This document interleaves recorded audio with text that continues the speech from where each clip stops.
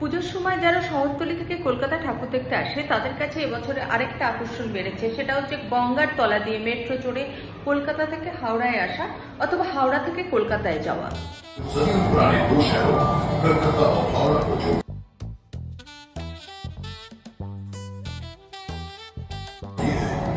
এটি নির্মাণের সময় লেগেছে মাত্র 66 দিন।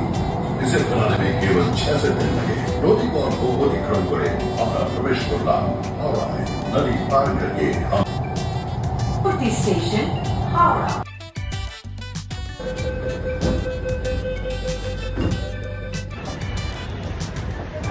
মেট্রো রেল থেকে খবর নিলাম যে পুজোর সময় দুপুর 1:30 থেকে ট্রেন চালু করবে, এরা রাত্রি 2টো অবধি চলবে।